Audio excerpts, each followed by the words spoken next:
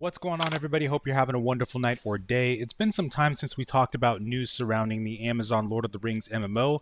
There's not really been a whole lot going on, but there has been some stuff behind the scenes that I've been wanting to talk about for the past 2 months, really. So better late than never, let's go ahead and dive in.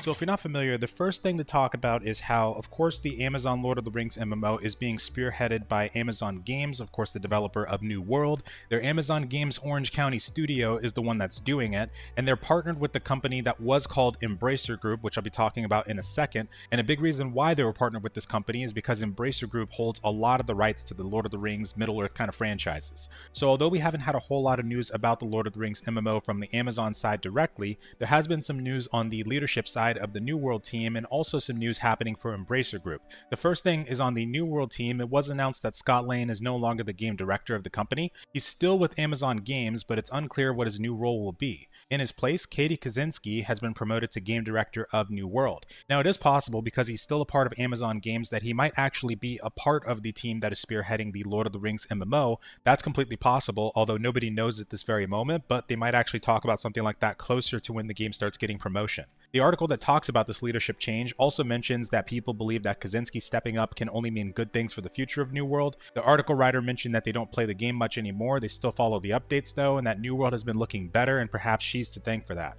Me personally, I haven't been able to really enjoy or play New World in a long time. I'm an old head when it comes to the game, and I wasn't really able to ever come back to it fully after I burnt out originally, but I do still hope for its success, because that can hopefully bring us closer to getting the Amazon Lord of the Rings MMO. Now, when it comes to the Embracer Group, which is a company I've been watching very closely when it comes to their quarterly investor meetings, in one of the latest ones about 2 months ago, they announced that the Embracer Group has been renamed to Fellowship Entertainment after the final dissolution of the previous corporate structure. If you guys aren't familiar with the backstory, years ago, Embracer Group had purchased a bunch of different IPs, companies, and they had a lot of employees under their belt. It seemed that overall things didn't work out. They had to do a lot of layoffs, and that's actually kind of understating it, to be honest. It was a big thing in the industry, but since then they've been in the process of separating their company into multiple parts, and the name transition is also a part of this. In one of my previous videos, I also talked about how Coffee Stain and THQ Nordic were also a part of this company. Coffee Stain, if I understand this news correctly, is now going to be a separate entity from the Embracer Group. But this rebrand of the Embracer Group to Fellowship Entertainment is going to employ about 6,000 people across more than 30 different countries. This group, which of course is again partnered with Amazon Games,